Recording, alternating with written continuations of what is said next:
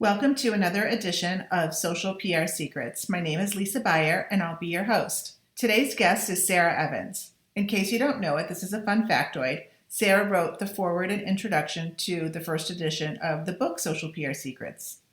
We actually met on Twitter back in 2007 when Twitter first came on the scene. And what we immediately had in common is we were looking at social media as a public relations strategy. Enjoy the episode with Sarah, and if you're not following her on social, definitely make sure you do.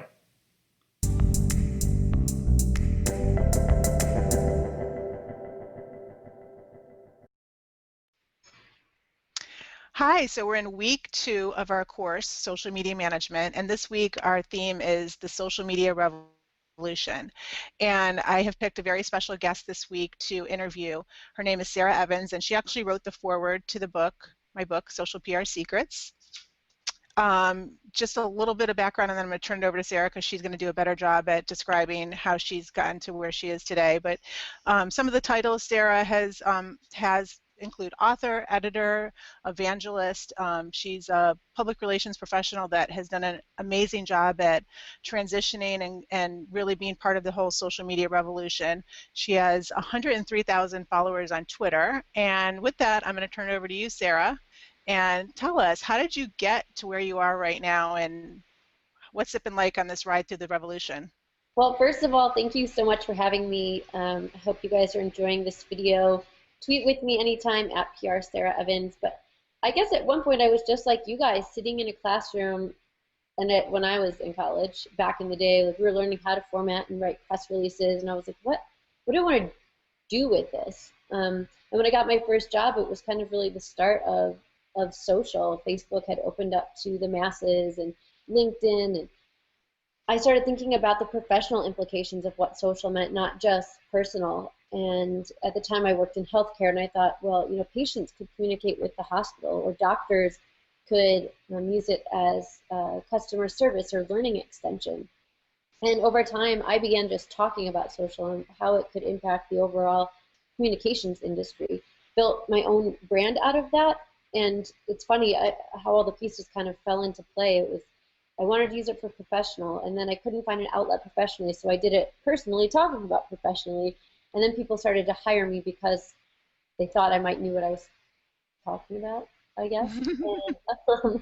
And then this digital correspondent role, people not only want to hire me to help them create for social, but they want me to talk about them for them, almost like a brand journalist or spokesperson.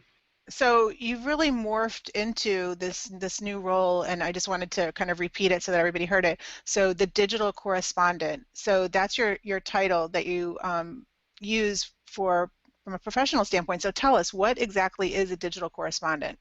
Well, ironically, it's very much what I was doing. I was previously a manager of communications and government relations. I was a director of communications for a community college.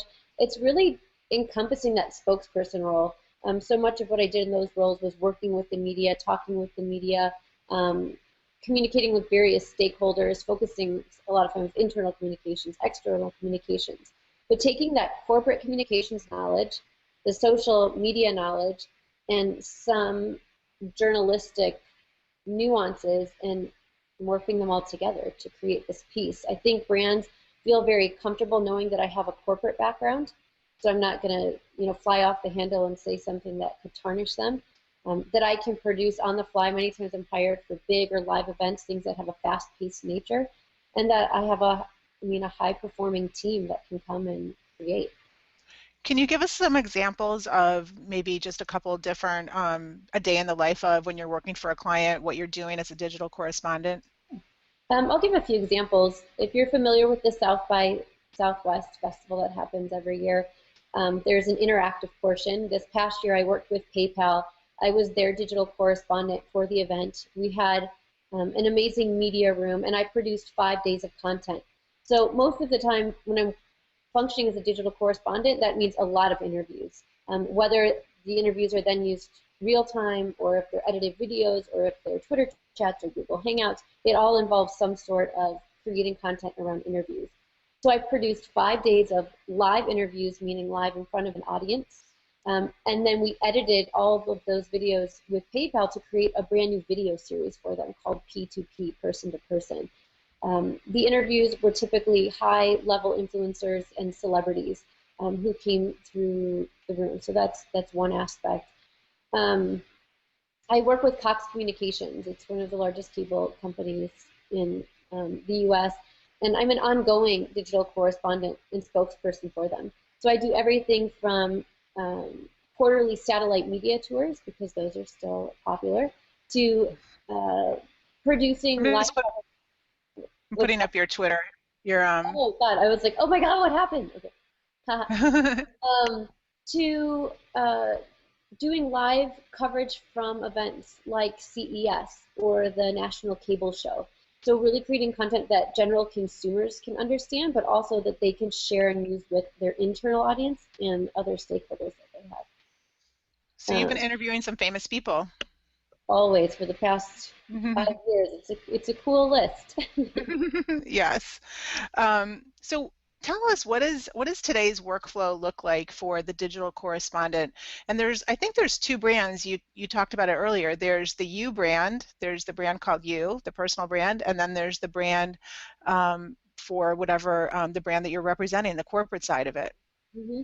And I've gotten some amazing clients. I mean, I'm really very lucky. It's usually bigger brands that want to work with me, mostly because they have the budget or they're ready to take a little more risk, as opposed to a brand that's just getting involved. But it's been fun. And as far as the workflow, a day in the life, what does that look like? The workflow has completely changed for me, and I mean, I admit I love my job. I love what I do. When I'm not traveling, I work either from home or from downtown Las Vegas, so I have a pretty cool work atmosphere wherever I'm at. But the workflow remains the same no matter where I am. And I've got my list of tools, so I have to have internet connection. I typically have my phone, tablet, and computer, because I create different content for each of those. But a typical workflow looks like, in the morning, I'm monitoring everything that's trending online. And I do that because I look to see if there's client opportunities, whether it's pitching something for the media, creating content for a certain brand, linking up journalists with sources. I've got a whole host of tactics that I use, but it all starts with finding out what's trending. So I'll go to the front page of Reddit. I'll check to see what's trending on Google+, Twitter, Facebook, the Instagram popular page. I'll go to pop URLs. I want to see kind of just what people are talking about or searching for. Okay, and then what do you do with that information? And then I go to lunch and work out. And do yoga. But I do integrate yoga into my day. That's a must-have, just so you know. Yes. I wanted to create my day and build in what matters most to me. So there's that professional aspect, but I build in things that are good for me as well. So monitoring what's going on, and then if there are opportunities, I'm acting on them real time. So much of what I do is instantaneous and real time. So I've got to get information out there. And then I'll go through and check different clients' social editorial calendars. I'll see what do we have coming up down the pipeline that we need to either talk about or create. There's always lots of meetings, as you know, Lisa. So you guys, real world, lots of meetings, sorry. And I don't know, I mean, I guess it just kind of functions like that, and I'm always prepping for the next live event, the next big event. You talk a lot about mobile and being able to create content using a mobile device. Mm-hmm. It's essential. Yeah. I'll show some either slides or screen grabs with you for the class, but I can turn my phone and my tablet device into mobile media studios so that I can create, edit, and share from the same device. It eliminates so much time of having to email and transfer and upload things that I can do them all from the same device. Obviously, you have to still produce high quality content, so that's in partnership with my video and editor that I come on site with when it's something we need to create more high-end for a brand. Okay, awesome. So we're going to take a little bit of a break and let everybody go have a snack and come back, and we're going to talk about if you could share with us some of your social media management secrets with the class. Ooh, yeah, sounds good. Okay, so we'll be right back. Okay, we're back with Sarah Evans for part 2 of the week of social media revolution. So, hi, Sarah. Hi, I just did jazz hands. I hope that's okay. Okay. So we're going to just get into if you can share with us some social media management secrets for our future social media manager graduates. So what are some secrets that in this whole revolution that we need to do to be on top of our game? Well, I mean, there are so many, so I want to just pick some of the things that are really important to me, and they might seem somewhat boring, but a lot of it comes down to workflow and being familiar with how to do, well, what I think are these four things. It's content or story identification and creation, getting to learn about platform-specific apps and tools. If you're working for a mid to large size company or enterprise, learning about marketing and automation, social tools, and then analytics and monitoring. Those are really my four, I guess, pieces that I concentrate on pretty heavily. Okay. And so you're always a very big trendsetter when it comes to social media and also fashion. So there's you can read so much on the internet and blogs and social media do's and don'ts, what's in, what's out. So if you had to pick, so what is in right now for social media, and then tell us what's completely out in yesterday. Ooh, okay, so what's in right now? I love productivity and collaboration tools. I think it's really hard, especially when we get into the corporate world. Teams can tend to work in silos or become very separate. And I really try to push integrated marketing and communications or just integrated teams and using tools if you're able to, like Asana or Basecamp or Evernote, which I use Evernote and love. So that's, I think, something that's really in. Um, Also, Maybe even as simple as Google Docs to oh, collaborate okay. on. Then yes. So Evernote, Google Docs, Google Calendar. I'm a big Google that side of the tool deal. High output products like Divi, HQ that are platform agnostic. They are also productivity tools. They let you create multiple calendars so you can create content editorial calendars a lot easier and share from them. So I think it's productivity and collaboration that's really in for me, and what's out is this siloed tools. Yeah. So when it comes to productivity and collaboration, I mean, you're always going to get the best result from that. But then there's that side of also there's automation that I think, you're trying to make yourself as efficient as possible when you're a social media manager, whether it's for yourself or for a brand. And how do you find that balance between scheduling and not getting so caught up in, like you said, you wake up in the morning and you read the headlines and find out what's happening, but how do you not spend 4 hours or 3 hours and all of a sudden it's noon? Well, it depends what your role is. I mean, for some people, that is their job, to be immersed in the social landscape, especially if you're in an agency type role. But there's a fine line or a slippery slope for automation. Some of it does make your life easier. So for some clients, we'll use a combination of Latergram, which is an Instagram scheduling post or scheduling tool, to schedule photos for the next 5 to 7 days. If breaking news happens and we know that one of our photos might come out in poor taste, we know that we have to go in and edit it, but we've kind of worked those nuances into what we're doing. But other things, maybe like Facebook, or we'll pick a few networks that just will not be automated, that they have to have a human touch and have to be personally managed. But then for photos that we know we have coming up, we might use an automation tool. Okay, great. So any other tips or any tips for grads when it comes to social media management that you want to share, or just tips in general for once you're out of school, what do you do? Okay, so I'm saving the best for last, and this is another workflow thing because that's me. It's exciting to me, and I feel like no matter what you do in your career, if you're not efficient and you can't get great work done time and time again, nothing else really matters. Two of my favorite tools is really putting the web to work for you, and it's IFTTT, which Lisa, I know you know, and Zapier, and both of them truly automate the web. The difference is IFTTT is free, Zapier is a premium tool, so you have to pay for it, so it's better if you actually work in an industry that will pay for it. But it makes your life a lot easier because you can take really simple tasks that are time consuming, like the tasks that you say, oh, this will just take a minute, and you can make them a lot easier.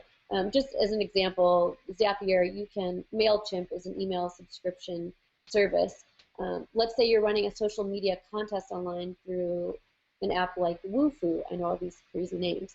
When someone signs up for your contest, it'll actually add that email address to your MailChimp subscriber list. So it saves the marketer time from downloading all those email lists and then manually either transferring them or manually typing them in. That's just one example. But I just say, new grads, just take a look at these things, get to know them, make it so you don't take 8 hours to do 3 hours worth of work. And so just so everybody knows, IFTT stands for if this then that. Do you have any secret, what are your favorite recipes? So I have it segmented how I use it, but one of the most important things for me is as a news monitoring service. So I've got 3 tiers of media that I constantly track, and they range from urgent and important to important but not urgent. They kind of go down a tier. And the urgent and important, it's really breaking news, things I need to know right now, and industry updates. So for those, I don't want them to get lost in my email or even via text message. So I use IFTTT, and I've taken RSS feeds from all of the major social network newsrooms. And my phone now calls me if there's an update to the newsroom. Something, it's like the PR team has updated or uploaded a press release that there's a launch. So I get a phone call to my phone that's saying that that is updated. So I can then go to the site immediately and find out breaking news as fast as possible. Okay, awesome. So any other last bits of words of wisdom for the class? I just think it's really easy to get overwhelmed, and I like to make lists. I like to make tactical lists. I create an arsenal. Anytime I try something new or learn something new, I put it in my list because I'm always trying to learn and innovate for myself and my clients. So just not being afraid to learn, and also as you go out into your first career, not underestimating the power of your own knowledge, that you can go in and actually suggest things and question, ask why. You don't have to assume that things need to continue to be done the same way. Test things out personally before you recommend them professionally, so you really have an in-depth knowledge about what's going on. And listen to Lisa, because she knows what she's talking about. Thanks, Sarah. Obviously, so somebody else thinks that you know what you're talking about too. They have something to say. Well, thank you so much, Sarah. I really appreciate your time. And if our students want to follow you, the best place is on Twitter? Yeah, that would be great. They can text me, email me, tweet me, Snapchat, I guess. Okay. Awesome. Thanks for being our guest. Have a great rest of the day. Thanks, everybody.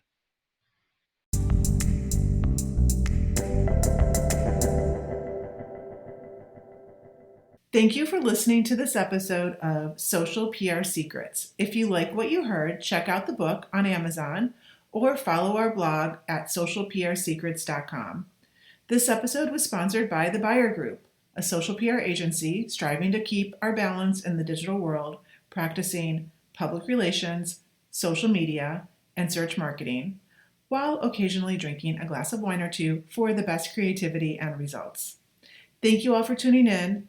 If you would like to get a free chapter of Social PR Secrets, go to socialprsecrets.com/free.